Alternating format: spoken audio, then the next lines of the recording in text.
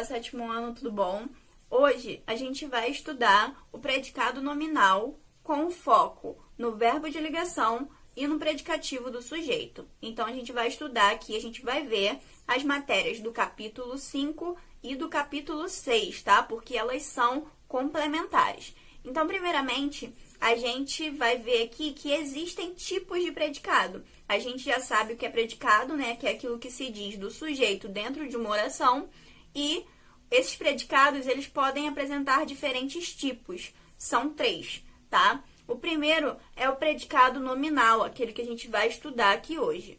O predicado nominal é um predicado que apresenta um verbo de ligação, que a gente vai ver daqui a pouquinho o que é.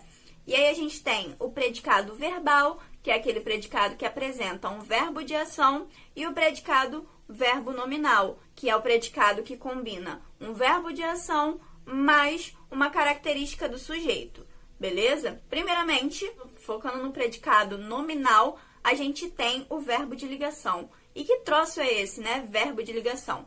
Bom, o próprio nome já diz, é um verbo que está ali na oração e que liga o sujeito a uma característica desse sujeito, ou que liga o sujeito a um modo desse sujeito, ou ainda a um estado desse sujeito. Então, o verbo de ligação, ele praticamente liga o sujeito a uma outra coisa. Essa outra coisa vai ser um complemento, tá? Vai ser um estado, um modo ou uma característica, beleza?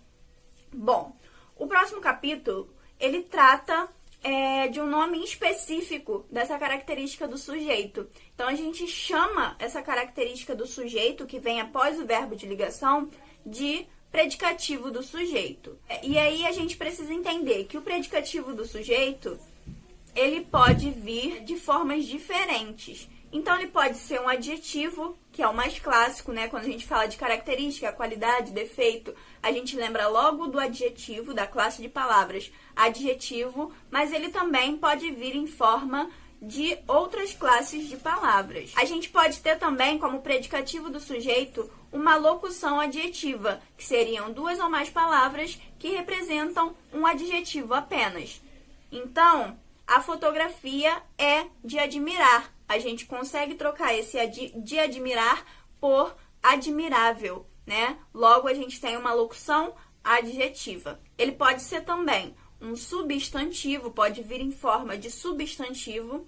Essa fotografia é uma joia rara, né? Joia rara é um substantivo, mas aqui faz essa função de predicativo do sujeito, de caracterizar o sujeito. E pode ser um pronome ou numeral. Bom, pronome. As qualidades da fotografia são muitas. Então, quais são as qualidades da fotografia? A gente não sabe, são muitas. A gente tem um pronome ali. Só que esse pronome, ele ainda assim caracteriza o sujeito. Logo, ele também é um predicativo do sujeito. E o numeral. As qualidades da foto são 2. Isso e aquilo, beleza? Esse 2 é um numeral e, ao mesmo tempo, caracteriza o sujeito. Logo, predicativo do sujeito, mais uma vez. Bom, espero que tenha ficado claro essa matéria. Se restar alguma dúvida, deixem nos comentários que eu vou tentar responder. Todos vocês, eu não tô vendo vocês comentando, tá, gente? E vocês precisam fazer isso. A gente não pode passar esse momento repleto de dúvida. A gente tem que esclarecer as coisas que a gente não tá entendendo. E não se esqueçam de retornar ao colégio as atividades feitas. Não as atividades da apostila, né? Mas sim as atividades extras, tá? Que a gente manda para casa. Assim como a produção textual que eu tenho mandado para vocês. Isso vai contar nota para redação e as atividades extras de língua portuguesa vão contar nota para língua portuguesa, beleza?